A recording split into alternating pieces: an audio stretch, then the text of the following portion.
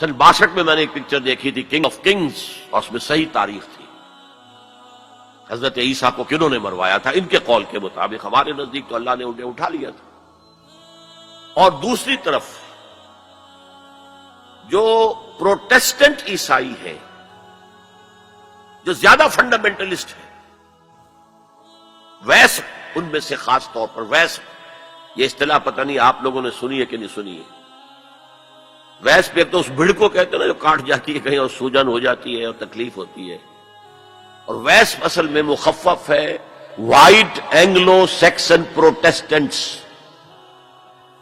ان کے دو گڑھ ہیں بڑے بڑے، ایک برطانیہ اور ایک امریکہ، یو ایس اے، ویسٹ۔ یہ پوری طرح یہودیوں کے شکنجے میں ہے۔ یہ بات پچھلی صدی میں، آج سے تقریباً 100 برس قبل، علامہ اقبال جب یورپ گئے تھے 1905 میں اور 1908 تک رہے تھے وہاں، تو ہی could see through the society، European society. وہ خود جو کہتے ہیں نا کہ گاہ میری نگاہ تیز چیر گئی دل وجود، گاہ الجھ کے رہ گئی میرے توہمات میں، تو انہوں نے دل وجود کو ان کی نگاہ نے چیر کر دیکھ لیا تھا کہ فرنگ کی رگے جاں پنجے یہود میں۔ اس وقت کا فرنگ، اس کا امام برطانیہ تھا، آج اسی فرنگ کا امام امریکہ ہے، یونائٹڈ اسٹیٹس آف امریکہ۔ فرنگ کی رگے جاں پنجے یہود میں۔ بہرحال اب میں مستقبل کی طرف آتا ہوں۔ اس کو میں دو حصوں میں تقسیم کروں گا، ایک مستقبل بعید، ایک مستقبل قریب۔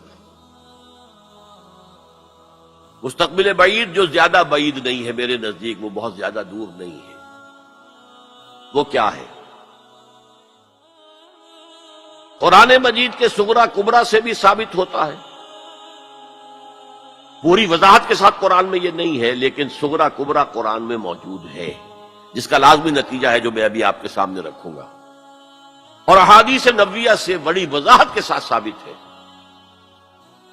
کہ قیامت سے قبل پوری دنیا میں، پورے گلوب پر دین حق اسی طرح غالب آئے گا جیسے کہ حضور کی جد و جہد کے نتیجے میں جزیرہ نما عرب میں غالب آئے گا۔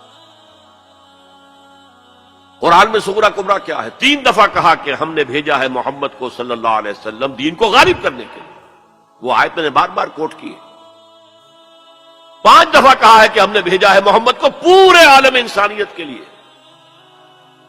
سب سے اہم آیت ہے سورہ سبا کی نمبر 28 آیت، وَمَا أَرْسَلْنَاكَ إِلَّا كَافَّةً لِلنَّاسِ بَشِيرًا وَنَذِيرًا، اے محمد ہم نے آپ کو نہیں بھیجا مگر پوری نوع انسانی کے لیے بشیر اور نذیر بنا کر۔